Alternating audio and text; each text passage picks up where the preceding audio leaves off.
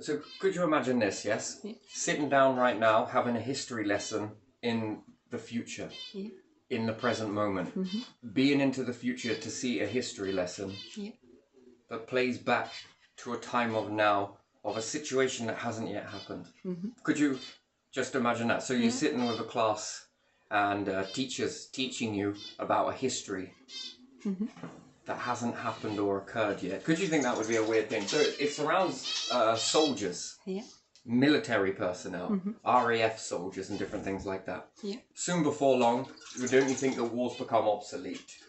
Yeah. And when people look back on this moment, there's two types. One is a seed that you grow and nurture, and it forms a forest, which then inspires the next generations towards the future. And there's also the just let it happen and it will grow wild. Yeah. Yeah? The people will look back on the moments of war, bloodshed and everything else, okay? Yeah. And they will ask the question, why did this happen? Yeah. Why were all of those, why did people fight one another and do this sort of stuff, right? You understand that? And there's that way, and people will sort of look at that and probably frown on it, sort of thing, right?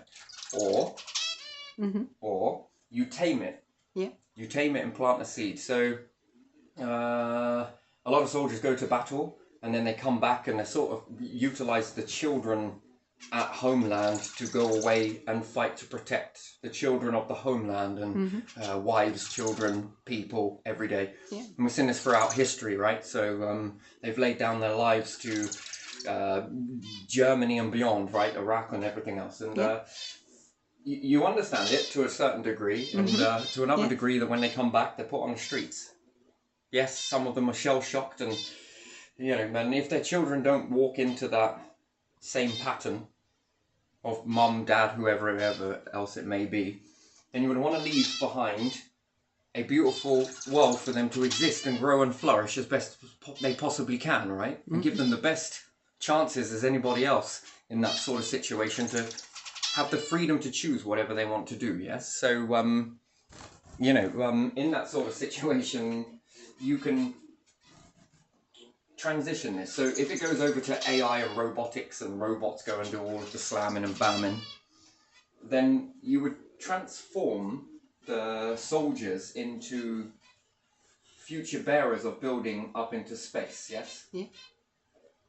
And you can convert what, don't take offense to it, but some people would say that that stuff is kind of darkness, yes? In the future, they will look back at that and think, fucking hell, that's pretty brutal, right? Why were they doing that for? And that you could look at, that they would look at as darkness. But the most important seed to teach the next generation is seeds and how to transition dark situations into light. So you'd understand, rather than giving soldiers P45s and they are back into the swamp you go. You know? Yeah. Doesn't work out very well, does it? Not for me personally. I don't like that. It doesn't sit right for myself. So to get into power, or even you don't even need to, you're already in it. But it would be to transition that minus into a plus via saying that they would be the next builders of space. It's got the thrill, it's got the excitement, it's got the whole war type. You gotta understand it from a certain point of view. They love that sort of risk factor. I'm pretty sure that there's a sort of rush come from that, and I understand that to your perspective, you probably don't understand it. They like that, the heroism and everything else. I think that this feeds the sort of, but also so does space. To build something, to challenge your what you're capable of doing and bringing in resources and different things, and then start to build the next frontier sort of thing, which then sitting in a history lesson of the future, the children will be really inspired by that. That they made a choice to go from this over to this, to build all of this stuff that we're in now. And the teacher will say yes. If it wasn't for them making that decision to transfer or transmute from one to the other, yeah, we wouldn't have any of this now.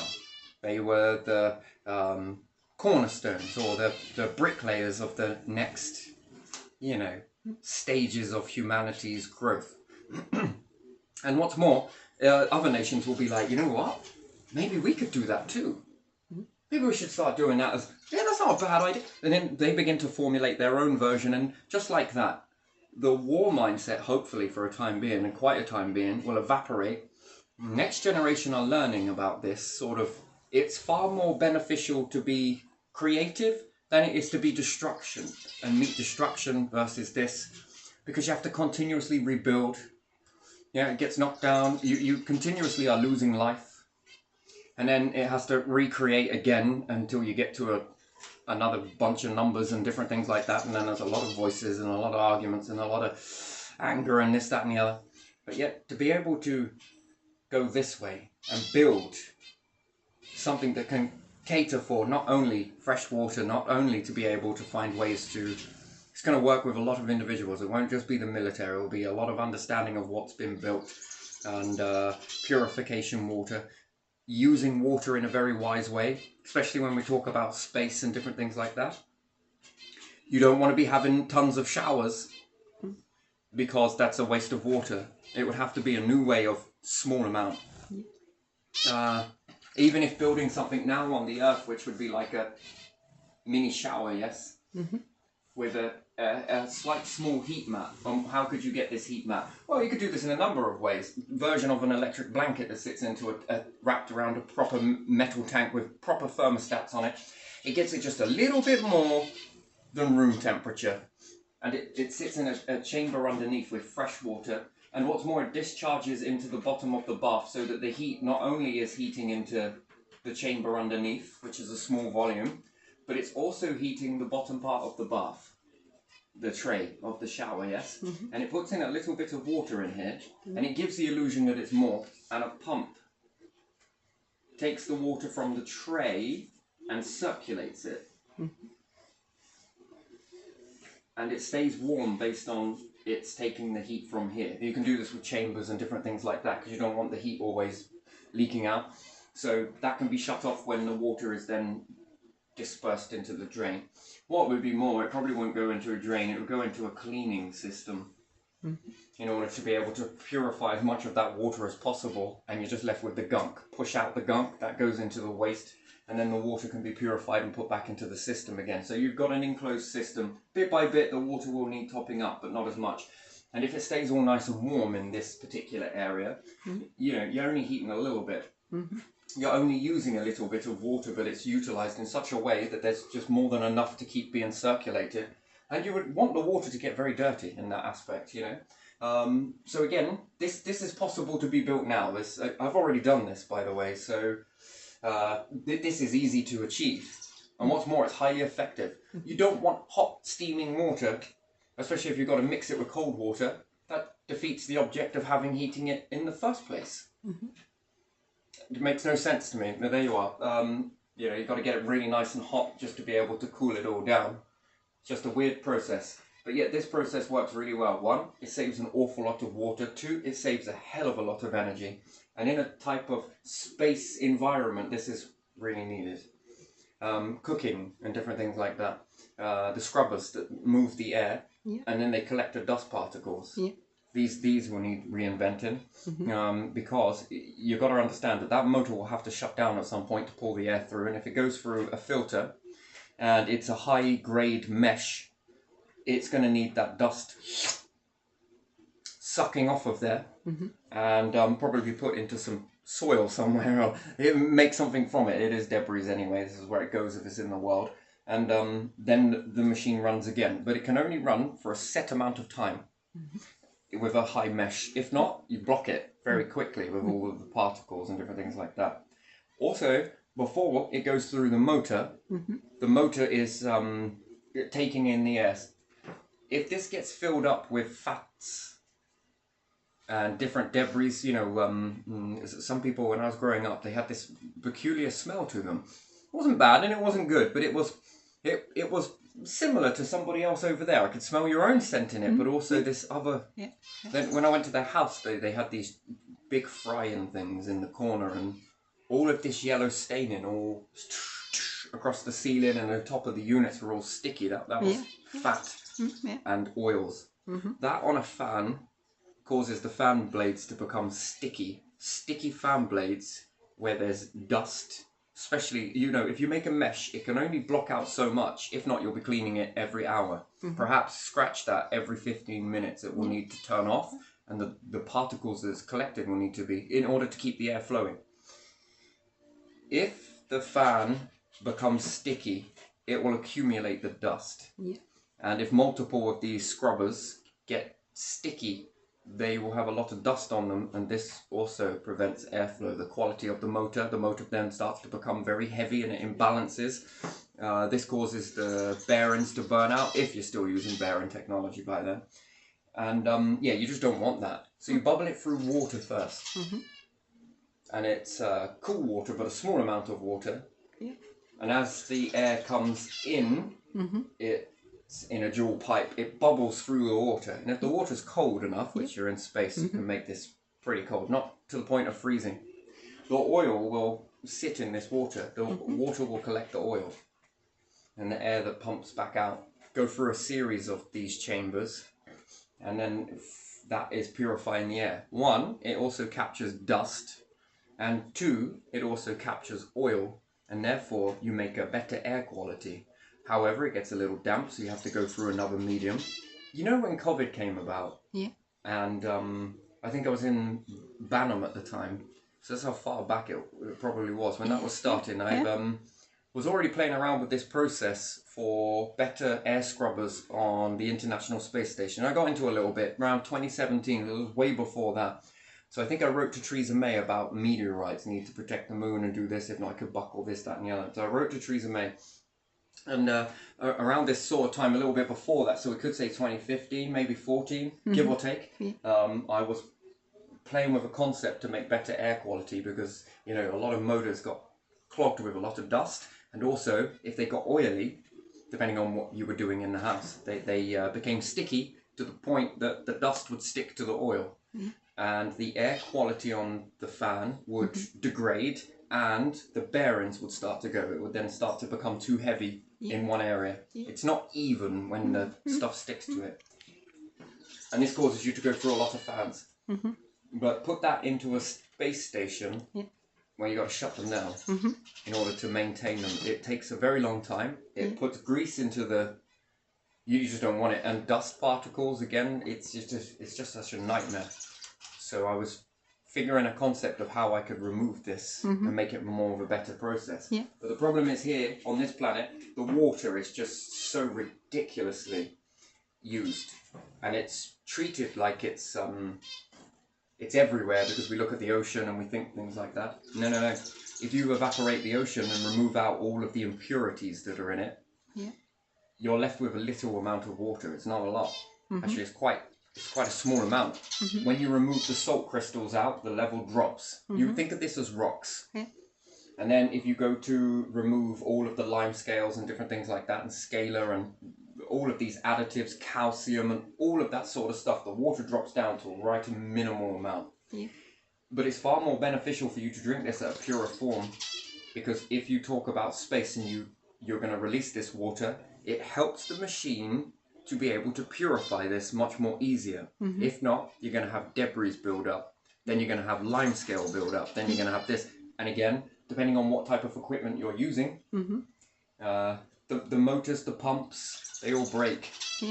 If it breaks at the worst possible time, you know, it's like a calendar.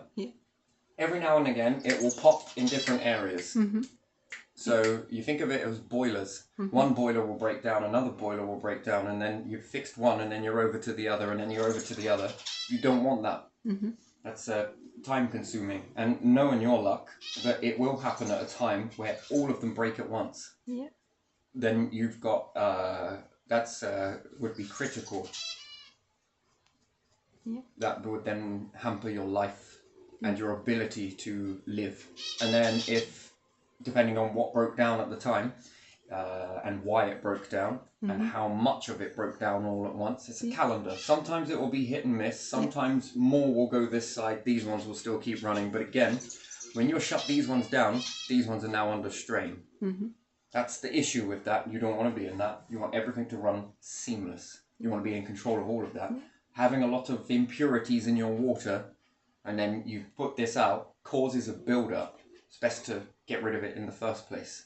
Then you drink it and you're purified. All of this with the air quality and everything else. But water is the most precious resource. Even if you collected up all of what you've got in your own solar system, by the time you've removed out all of the other things, salts, anything else, mineral content and everything else, you're left with a very little amount.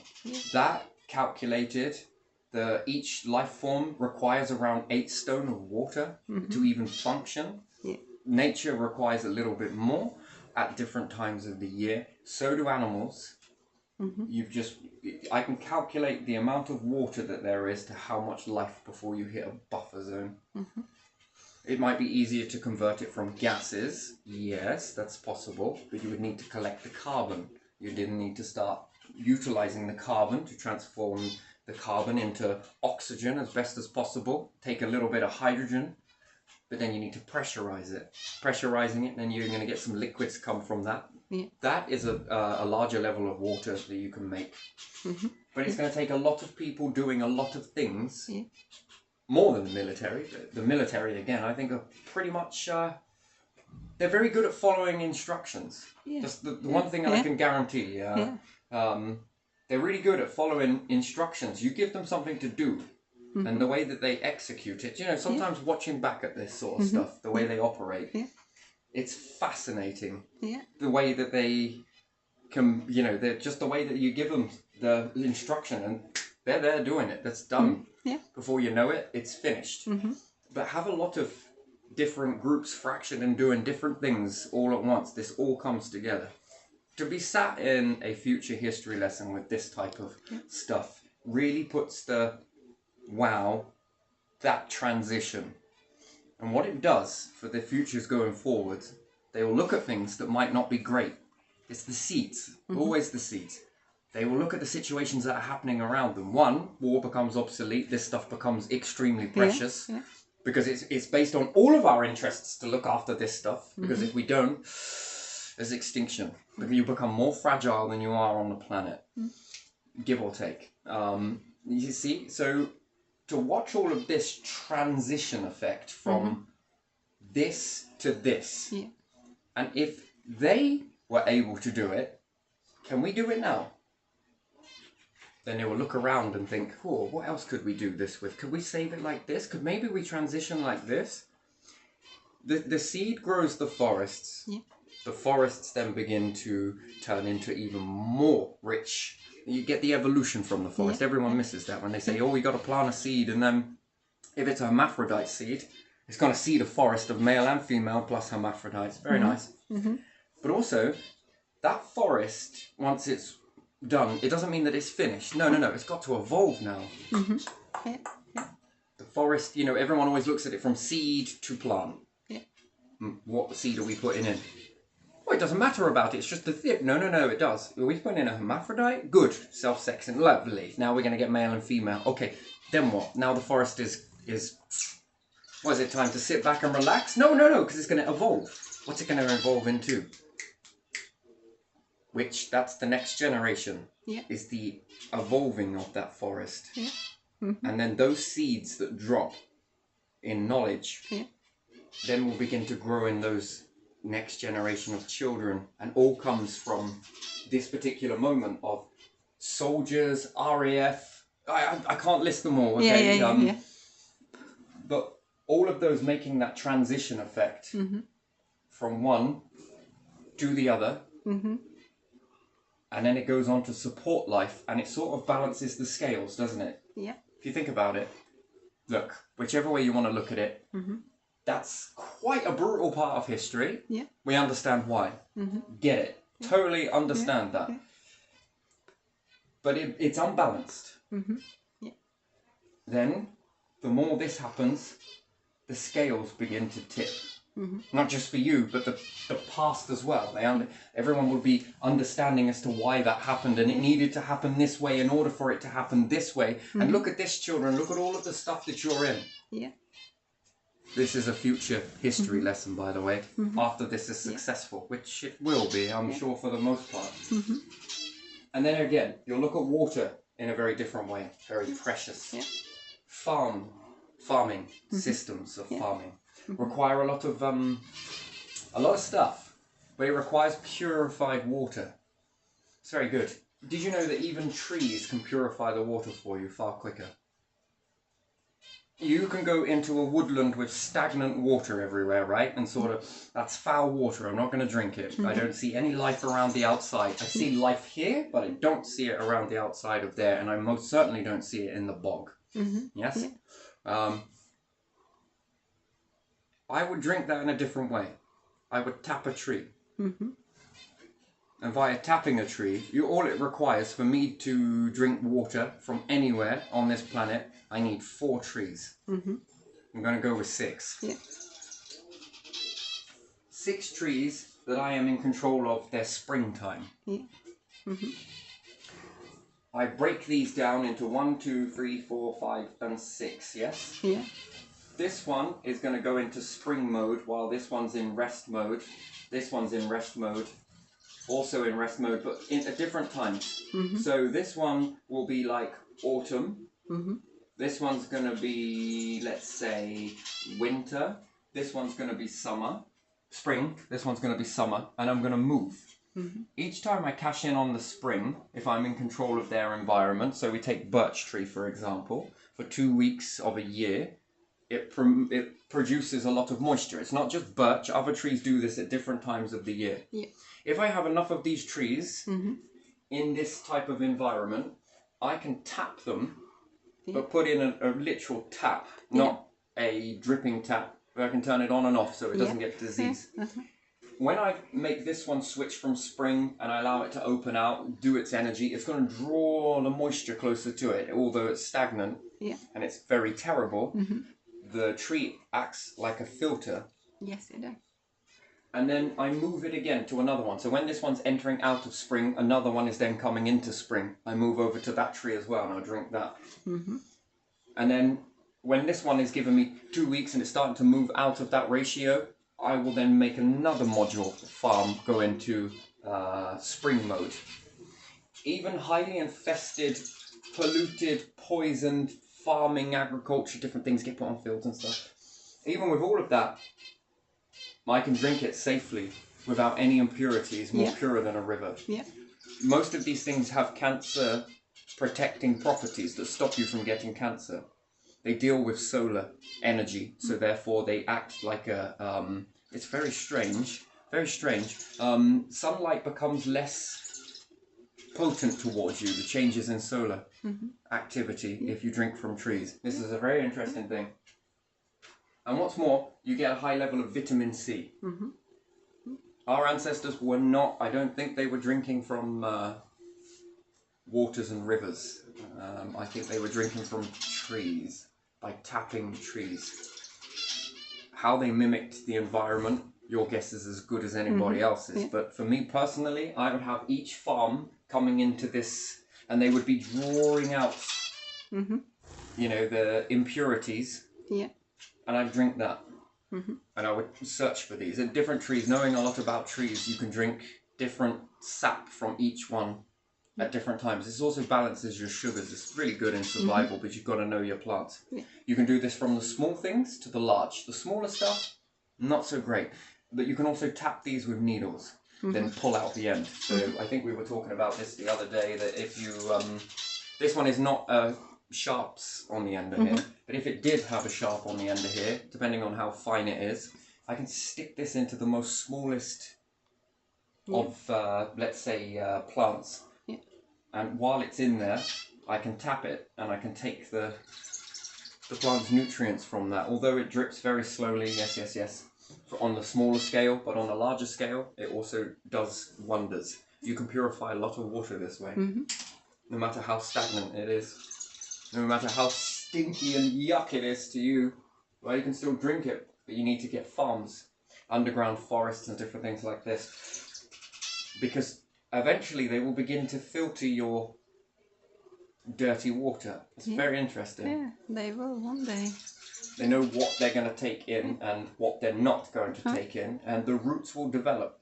Not all things they can withstand, but most things They're more hardy. Yeah. And the more you drink it, you become more hardy. Mm-hmm. Less impurities than Yeah. some of the water that you see. And this is a good way of processing. It's natural. You can do this on the planet now. But you would need to section it off. Mm-hmm.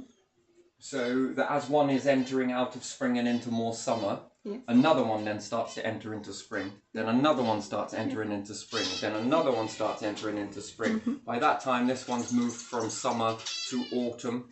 Yeah. Then the next one's moved to autumn. This one's now moving into spring Yeah. to autumn. It's like a compass, but it's much more... I like a star, actually. It goes in multiple directions.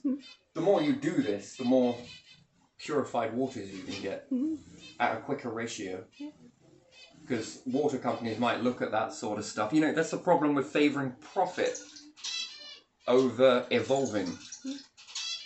Oh, what are we going to do? We're running out of water. Oh, shite. Oh, no. It's all stagnant and yuck.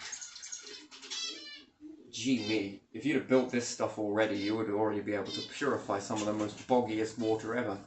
Even if you didn't drink it yourself and just tipped it back into the area after you've accumulated a large amount of it, you've just turned that impurity into purified. Yeah. And think of the life that grows off of that. You see? These are the seeds that the children need. Yeah. And that leadership in that, where the soldiers go from one to the other, tips the balance. And they will feel charged up to be just like... I don't know, in some cases they'll say Uncle Sam. Mm-hmm. Yes, I think that's an American version, isn't it? Yeah, yeah. I don't know what it is here for Britain. I just remember that poster in history lesson at one time. Yeah, with the with finger Uncle that Sam. looks like Yeah. it's always an eye. Yeah, we want you. Yeah. Yeah, we want you, yeah. Yeah.